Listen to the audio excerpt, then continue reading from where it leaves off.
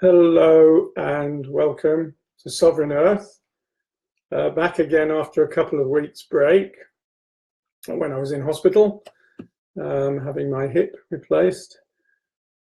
So some of you might not know that I'm back in business, but Sovereign Earth 15, this one, is all about ancestors. And it's lovely to see one or two of you joining me, to know that there are people out there. Isalinda, thank you, and others. I see there's a few of you. Welcome, beautiful. So ancestors, here we are.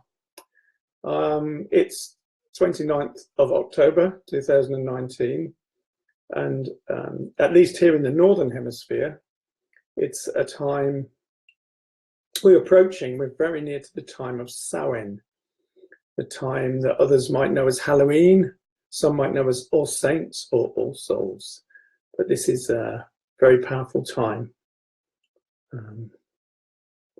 Hey ho, darker grow the days, and the wind blows rain across the land.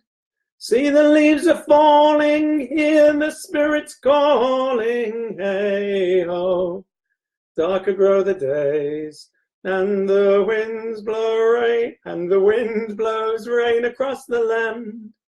See, the leaves are falling, hear the spirits calling. Hey ho, darker grow the days, and the wind blows rain across the land. See, the leaves are falling, hear the spirits calling. Hey ho, darker grow the days. Hey ho, darker grow the days. Yes, see the leaves are falling, hear the spirits calling, and here we are at this time. Hear the spirits calling. So welcome, Katie. Thank you for your good wishes. Susan, welcome back. Thank you, Susan. And Mark. Hi, Mark Taft in Leicester. Thank you. Yeah, I'm feeling much better. Hi, Danny Jones. Lovely. Okay. So there's a deep-seated need and a recognition in each and every one of us. Well, an understanding that we don't just pop here from out of the blue, although in one way we do, but we have a long lineage, and celebrating our ancestors is key to a healthy life, both as an individual and as a community. So there's evidence all around the world in depth, in great depth. Many of you will understand and know this from many different angles, but in the Inca religion, there was Ayamarca was the festival of the dead, and it was marked the whole month of November. And there's evidence in the whole Mexican region, pre-Columbian tradition, of the dead being honored 2,500, 3,000 years ago. But there's an interesting twist to that, because many people know of the Festival of the Dead in Mexico, the Day of the Dead. But until recently, there wasn't a parade of the dead in Mexico City. And what happened was the James Bond film Spectre in 2015 starts with a grand scene of the Day of the Dead in Mexico City. And the next year, 2016, Mexico City adopted that, and 250,000 people joined in, and it's grown and grown since then. And there now is indeed a parade of the dead. But this need to honor the dead in these lands where I live, in Great Britain, in Albion, there are many long barrows and indications of the reverence and the sacredness with which the ancestors were regarded. And skulls have been found, groups of skulls or bones.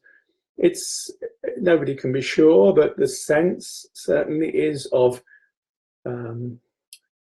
consulting the bones or bringing them out at times of special times such as this, a time of the ancestors, bringing them into awareness and perhaps consulting them for wisdom and the wisdom of the ancients. Who knows? But there's a deep need in all of us to have regard to the ancestors. We'll come back to that a bit later. So there's a song to honour that. It's the blood of the ancients running through our veins. Times change, yet the circle of life remains.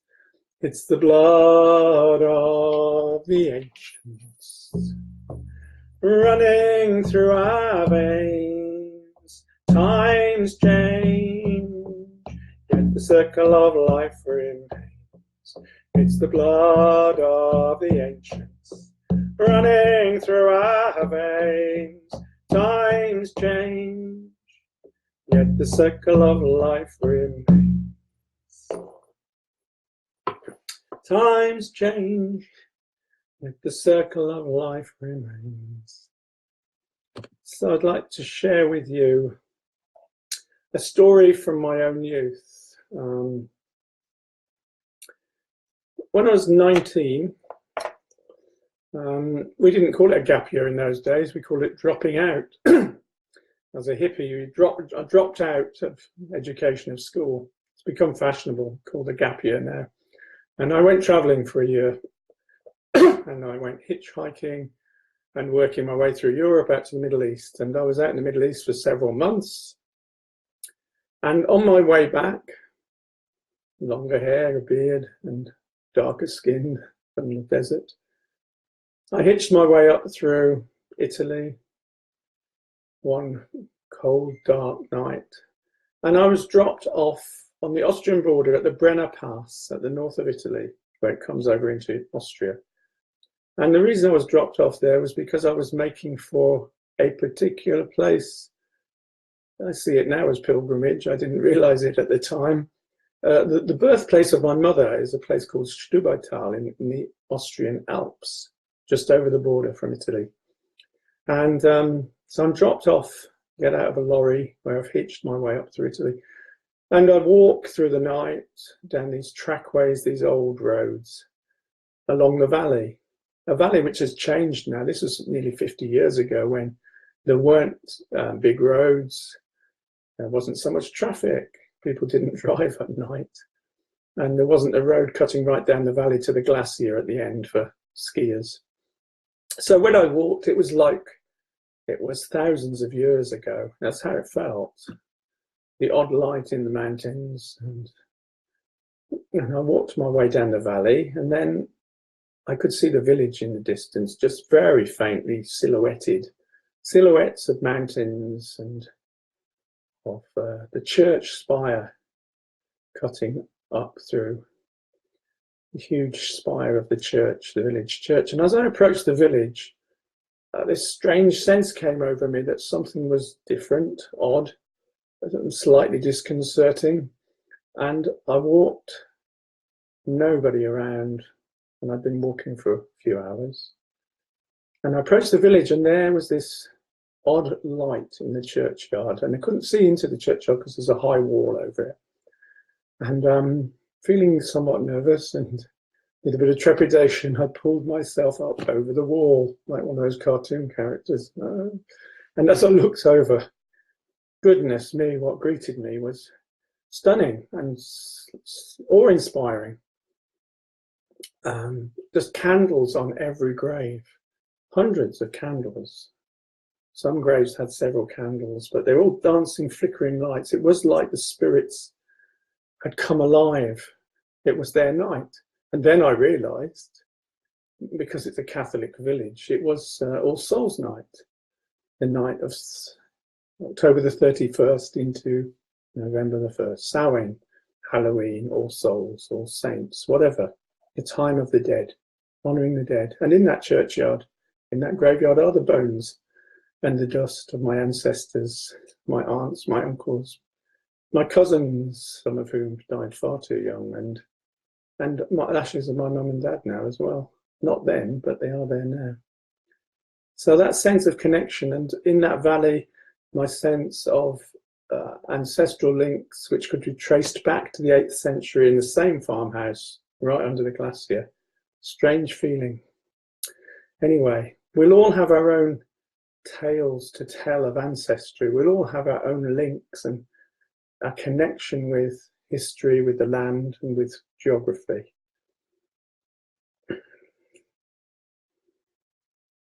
So here's a song which is so true. It's by Lenny Kindred and Brian Boothby.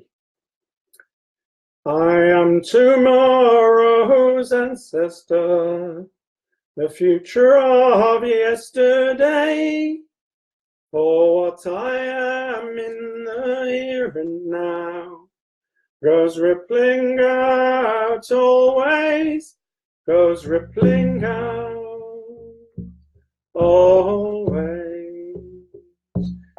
You are tomorrow's ancestors, the future of yesterday. For what you are in the here and now goes rippling out always, goes rippling out always.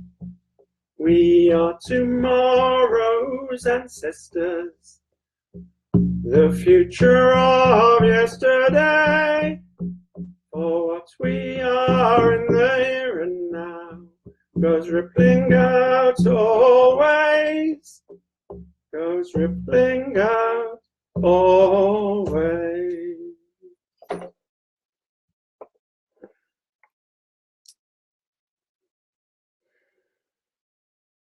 We are tomorrow's ancestors, the future of yesterday. For what we are in the here and now goes rippling out always, goes rippling out always. And that can be forgotten in the hurly-burly of life. We're only here for a short time. But to get some concept of where we sit in the scheme of things, the sheer volume of our ancestors is awe-inspiring. So just take a moment. We have two parents each, all of us. We have two parents, and each of them have two parents, four grandparents. And each of our four grandparents had two parents, 8 great-grandparents, 16 great-great-grandparents. And we're only back 4 generations, and each time it doubles. And we go back something in the region of 13 generations. And strange as it sounds, we're up to 1 million or thereabouts ancestors. Isn't that incredible? And you go back further, 29 generations, 30 generations. It sounds inconceivable. It sounds wrong at some level, but potentially what that suggests is there are 1 billion ancestors. Well, whatever it is, it's mind-blowing in its enormity. We have so many ancestors, and here we are at the head of an arrow. We are in this moment alive, and all these ancestors streaming back to time immemorial. So if we have 3 generations per century, we just go back 1,000 years, and that's the 30 generations. It's on it goes, on it goes, on it goes. So I'd like us to close our eyes, please, just together in a sacred grove, coming together in circle, connecting with our breath and just sinking into our bodies, and just deeper with each breath.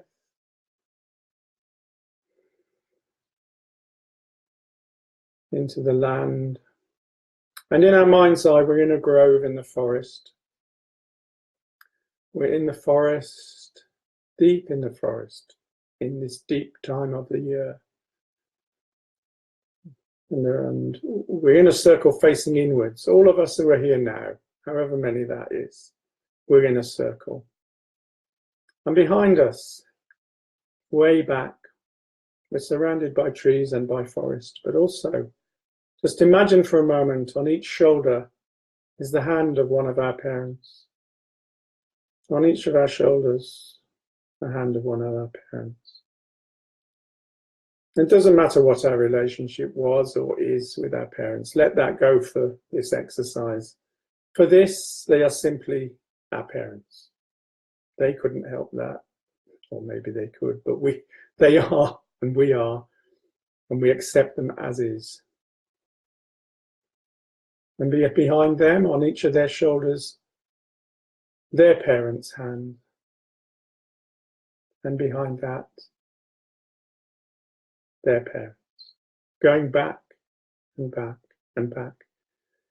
And it is said, and it's as good an indicator as any, that if we go on in this fashion, a hand on each shoulder, back each generation, that it goes back for something in the region of 27 miles. 27 miles of ancestry, each of us stretching back and out like huge spokes on a wheel. We can imagine those as trees in the forest. All the trees, miles and miles of trees behind us in the forest, and that could be all one for each of our ancestors. And now I'd like, in your mind's eye, in my mind's eye, to take our attention up into the night sky, this deep time of the earth, and the veil between the worlds is thin. And up above there is a beautiful moon. The same moon that each and every one of those ancestors will have seen in their lives and marveled at and been inspired by. That same moon. Every one of our ancestors will have seen it. And in the heavens around the moon, myriad stars. And so many stars. And we can see, it's said if we're lucky and in a place of darkness, we could see, maybe count up to 9,000 stars. I've never tried that. But that's a lot of stars. But it's nothing compared to the number that are out there. So out there in our own galaxy are hundreds and hundreds of billions of stars. Some galaxies have trillions of stars, and there are hundreds and hundreds and hundreds of billions of galaxies. So it's almost too much to behold, isn't it? It's all too beautiful. It's all too beautiful. It's mind-blowing, isn't it? And just before I sing a song to honor this time, this moment, just imagine all the ancestors fanning out behind us, the 27 miles worth of ancestors, and just let's honor them. Let's hold them in our awareness, and just with respect and reverence and a smile, really honor our ancestry, our lineage.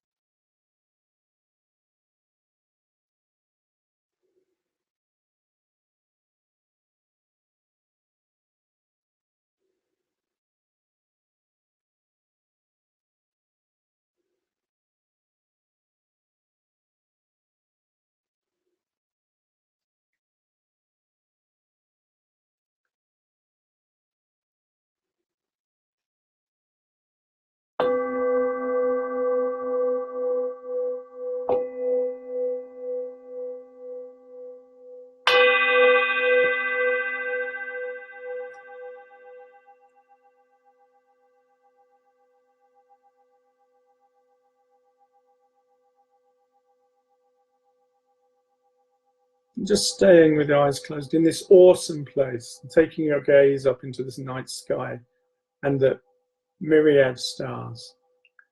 Here's a song that honors new birth and its link to the ancestors. Because it's said that when a new child is given birth, a new star appears in the heavens. And that's not inconceivable given the number of stars that are up there. When each child is born, A morning star rises and sings to the universe who we are. When each child is born, a morning star rises and sings to the universe who we are. We are our grandmother's prayers. We are our grandfather's dreaming. We are the breath of the ancestors, spirit of light, spirit of love. If you care to gently open your eyes and join me, we can sing this together. When each child is born, a morning star rises and sings to the universe who we are. When each child is born, a morning star rises and sings to the universe who we are. We are our grandmother's prayers. We are our grandfather dreaming. We are the breath of our ancestors, spirit of light, spirit of love. We are the breath of our ancestors, spirit of light, spirit of love. And for me, it's crucial in the spirit of the whole sovereign earth concept, reconsecrating, revalidating, renewing our connection with the earth, sovereign earth. The whole point of our being rests on honoring and reverencing with mirth, with a smile, those things that matter. And one of those, crucially, in my estimation, is the honoring of ancestors. And it's not just my estimation, our ancestors knew it. And may that wisdom shine through, may it filter through into this time, and may the spirit and wisdom of the ancestors guide us all as we make our way in this sometimes challenging world, and certainly not uninteresting. Lots of love to all of you. Thanks for joining me. Bye for now. Next week, developing the theme, eldership and elders. That flows from ancestors, I think. Bye for now.